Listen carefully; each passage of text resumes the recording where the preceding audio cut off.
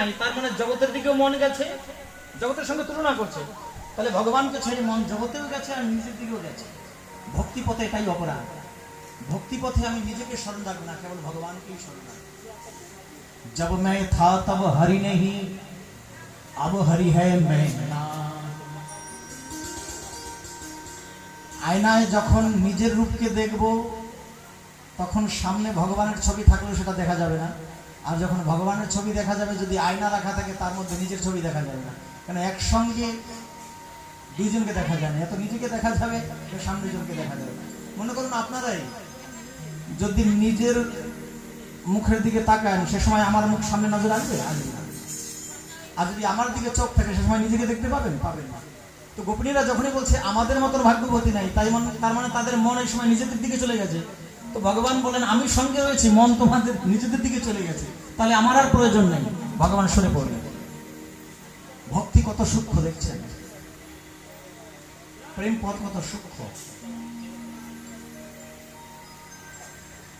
যখনই অন্তর্ধান হয়ে পড়লেন ভগবান, তখনই ভগবানকে হারিয়ে বুঝতে পারলেন গোপিনীরা আমাদের অপরাধ হয়ে গেছে।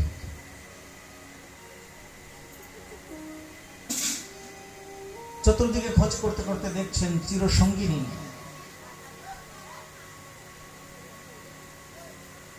যে ভগবানের আরাধিত, তিনিও নেই। ভগবানের আরাধিত কে? রাধা। অনায়া রাধিত অনুনাম। এখানে গোপিনীরা বলছে যে খালি একা যায়নি রসিকনগর, শ্যামসুন্দর চিরসঙ্গিনী রাধিকাকেও নিয়ে গেছে। অনায়া রাধিত অনুনম ভগবান ঈশ্বর হরি। এখানে রাধা শব্দ না, আরাধিত। অনায়া রাধিত, আরাধিত মানে যার আরাধনা ভগবান নিজে করেন। কার? রাধা। মানে ভক্তি লাভের জন্য, প্রেম লাভের জন্য ভগবানও আরাধনা করে রাধা। তাহলে জীব রাধা কি পাবি না কিভাবে পাবে?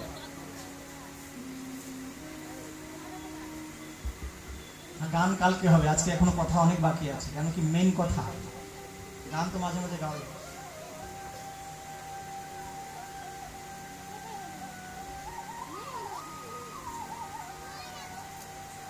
তো সমস্ত গোপিনীরা বুঝতে পারলেন যে ভগবান যাকে আরাধনা করে তাকে সঙ্গে নিয়ে গেছে। তখন মনে মনে গোপিনীগণ রাধাকে বললেন, করুণাময়ী তুমি আমাদের ত্যাগ করো না, কৃষ্ণের কাছে আমরা ভুল করেছি। কিছু দূর গিয়ে রাধাও কৃষ্ণের কাছ থেকে আলাদা হয়ে গেলেন। সেও মানের অভিনয় করেছে, কারণ রাধা বুঝতে পেরেছে যদি গোপিনীদের আমি ত্যাগ করে দিই তাহলে কৃষ্ণ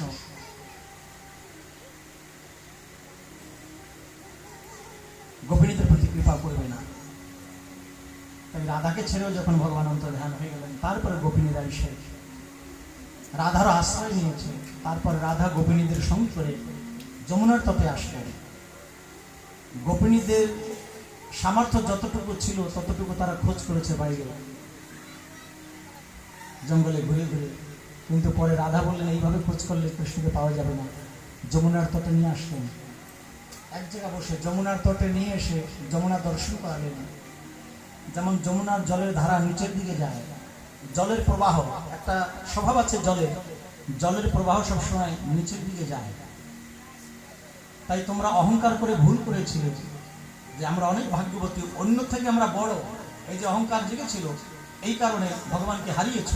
এইবার যমুনাকে দর্শন করো, যেমন যমুনার প্রবাহ নিচের দিকে যাচ্ছে, নিজেকে এখন ছোট করে নাও, বলো যে আমরা ভুল করেছি। যমুনার দ্বারা দৈন্যতা লাভ করতে হবে। জল দেখে ভাবতে হবে যে জলের ধারা যেমন নিচের দিকে যায়, আমারও জীবনে যদি দৈন্যতা আসে তবেই কৃষ্ণ কৃপা করবে। যমুনার তটে বসে এই শিক্ষা দিলেন যে যমুনার আশীর্বাদ নিয়ে আবার তাকে ডাকা শুরু করো, মানে দৈন্যতা হৃদয়ে সঙ্গে নিয়ে দৈন্যতাকে জাগিয়ে। সমস্ত গোপিনীরা প্রণাম করলেন যমুনা মহারানীকে। তারপর রাধারানী যেভাবে বললেন চোখ বন্ধ করে তাকে ডাকো, বাইরে শরীর দিয়ে খোঁজ করলে তাকে পাওয়া যাবে না। সে যত সময় ধরা না দেয় কেউ তাকে ধরতে পারে না। 19টি শ্লোক একসঙ্গে গোপিনীরা গায়ন করলেন।